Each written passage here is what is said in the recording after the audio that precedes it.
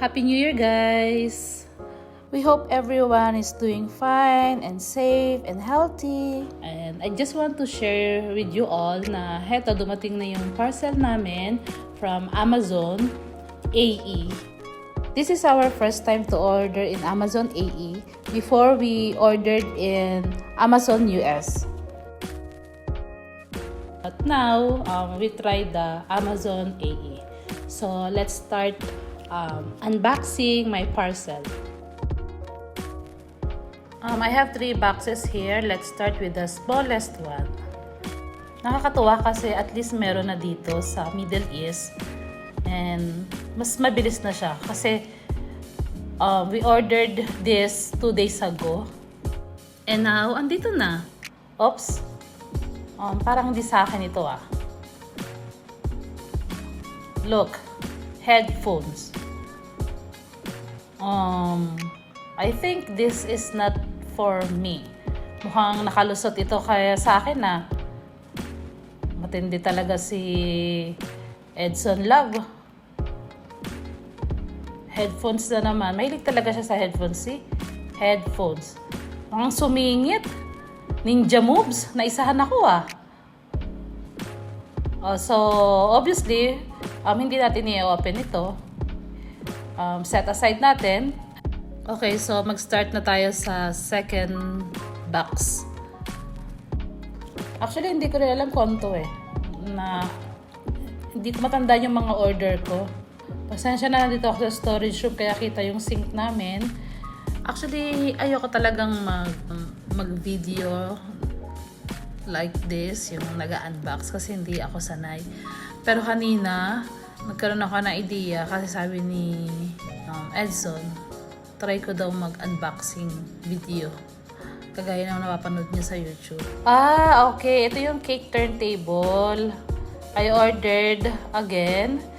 Kasi pag may 2 cakes akong ginagawa, at least 2 na silang set sa cake turntable. I ordered another turntable dahil at least kapag may 2 cakes akong ginagawa, 2 na yung nakaset on each turntable. So, mas madali na yung workflow ko. Actually, this is my 4th cake turntable. The first one, plastic, which is not good. The other one is wood, good, but the rotating disc niya hindi ganun ka-smooth. And then I have this marble type. Super smooth ang pag-turn niya. Also, malaki siya, but again, I need another one para in case na may 2 cakes ako. So, mas madali na for me. So, next is the biggest box. Sorry, hindi ko talaga din alam kung ano itong mga in-order ko. Add to cart ako and then check out. Let's see kung anong mga to. Sign of aging, actually. Hindi ko alam yung mga in-order ko.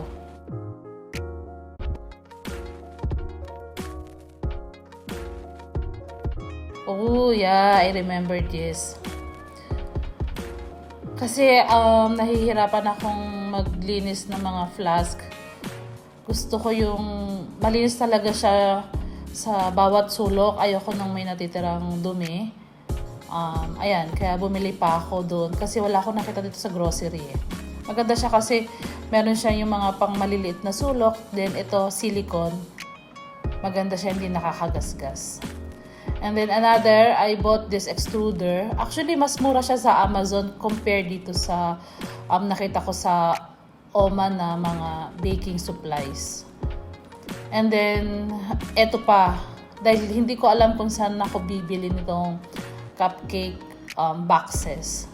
Sinabay ko na siyang i-order sa Amazon. Kaya, sa mga umorder ng cupcakes, galing pa ng Amazon AE ang boxes natin.